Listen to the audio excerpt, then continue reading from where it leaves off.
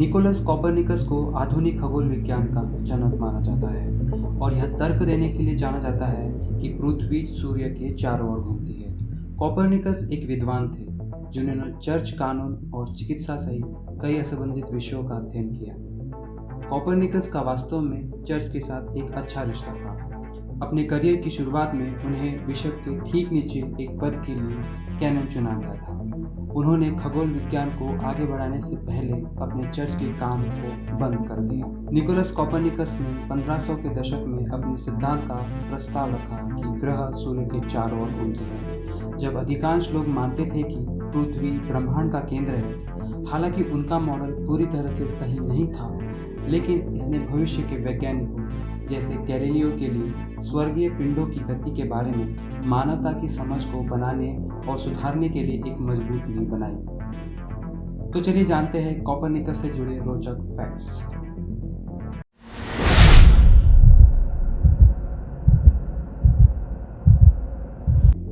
वे बहुत सारे कॉलेज में गए, लेकिन उनका कभी बैचलर्स डिग्री करने का कोई रिकॉर्ड नहीं है। उन्होंने क्राको विश्वविद्यालय, बोलोग्रा विश्वविद्यालय और पडुआ विश्वविद्यालय में भाग लिया। स्टैनफोर्ड इंसाइक्लोपीडिया ऑफ फिलोसॉफी के अनुसार उस समय पुरुषों को चर्च के करियर के लिए ग्रेजुएशन या उच्च डिग्री के लिए अध्ययन करने की आवश्यकता नहीं थी, इसीलिए कॉपरनिकस का करियर असामान्य नहीं था।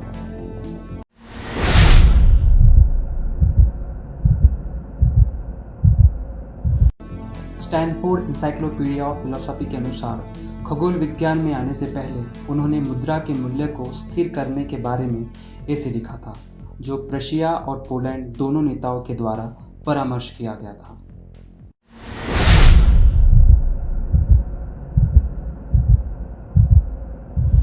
कॉपरनिकस के पिता की मृत्यु तब हुई जब वह लगभग 11 वर्ष का था, इसीलिए उसके चाचा, जो एक बिशप के पद पर थे, उन्होंने उस समय उसके और उसके 3 भाई बहनों का पालन पोषण किया। जब चाचा बुजुर्ग हो गए और बीमार पड़ गए तो कॉपरनिकस ने उनके चिकित्सक के रूप में काम किया। कॉपरनिकस अपने चाचा के लिए एक डॉक्टर भी थे, जो उसके चर्च अध्याय के सदस्यों के लिए सफल हुए थे, जबकि उन्हें कोई भी मेडिकल डिग्री नहीं मिली।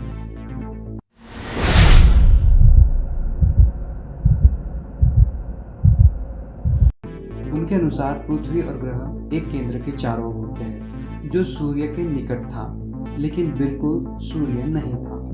क्रिश्चियन साइंस मॉनिटर उनके अन्य महत्वपूर्ण स्वयं सिद्धों की रूपरेखा तैयार करता है।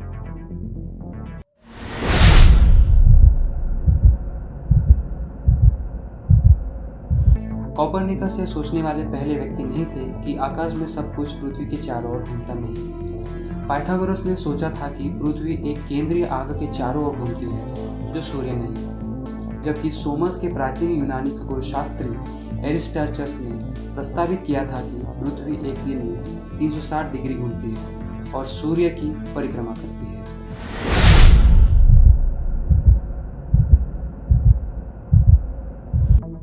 कॉपरनिकस ने अपने सिद्धांत के बारे में अन्य खगोलविद और विद्वानों को पांडुलिपियां भेजी, जिनमें से कुछ ने उल्लेख किया कि उनके विचार बाइबल के साथ संघर्ष करते थे, लेकिन उनमें से अधिकांश ने उन्हें प्रोत्साहित किया।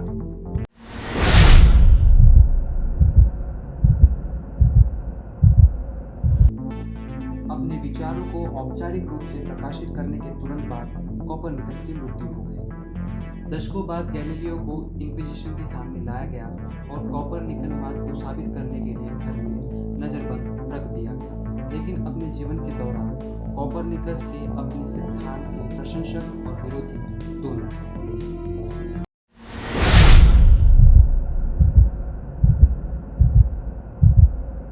कुछ इतिहासकारों का मानना है कि कॉपरनिकस का नाम पोलैंड के एक गांव कॉपरनिकी से लिया गया है। इसका नाम उन व्यापारियों के नाम पर रखा गया जो तांबे का खनन और बिक्री करते थे। खगोलविद के पिता, जिसका नाम सर निकोलस कॉपरनिकस भी था, क्राको में एक सफल तांबे के व्यापारी थे। उनकी मां बरबरा वार्जेनरोड व्यापारियों के एक शक्तिशाली परिवार से आई थी और उनके भाई ल्यूकस वार्जेनरोड द यंगर एक प्रभावशाली बिशप थे। कॉपरनिकस के 3 बड़े भाई बहनों में से 2 कैथोलिक चर्च में शामिल हो गए, एक कैनन के रूप में और एक नन के रूप में।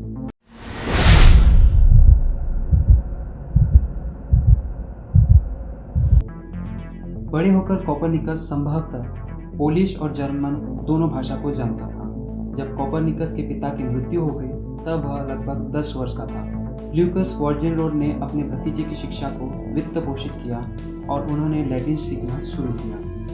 1491 में कोपरनिकस ने क्राको विश्वविद्यालय में खगोल विज्ञान, गणित, दर्शन और तर्क का अध्ययन शुरू किया। 5 साल बाद वह कानून का अध्ययन करने के लिए आधुनिक इटली के बोलोग्नो विश्वविद्यालय गए, जहां उन्होंने संभवतः कुछ इतलावी को उठाया। अपने अध्ययन के दौरान उन्होंने ग्रीक भी पढ़ा।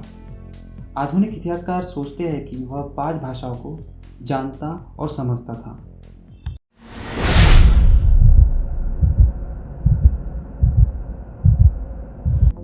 कोपरनिकस ने अपनी पुस्तक पोप को समर्पित कर दी, लेकिन कैथोलिक चर्च ने प्रकाशित होने के दशकों बाद इसे अस्वीकार कर दिया। कुछ साल बाद चर्च ने पाठ को संपादित करने के बाद प्रतिबंध को समाप्त कर दिया। कोपरनिकस के विचारों को पूर्णतः काल्पनिक बताते हैं। 1633 में कोपरनिकस की मृत्यु के 90 साल बाद चर्च ने खगोलशास्त्री के गैलीलियो गैलीली को कोपरनिकस के सूर्य केंद्रवाद के सिद्धांत को स्वीकार करने के लिए विधर्म के मजबूत संदेह का दोषी ठहराया। एक दिन जेल में रहने के बाद गैलीलियो ने अपने शेष जीवन हाउस अरेस्ट में बिता दिया।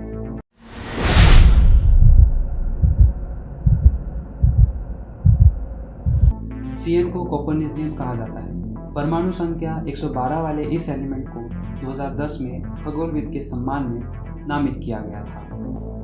यह तत्व अत्यधिक रेडियोएक्टिव है, जिसमें सबसे स्थिर आइसोटोप लगभग 30 सेकंड का आधा जीवन है। इसमें सबसे स्थिर आइसोटोप्स लगभग 30 सेकंड का है।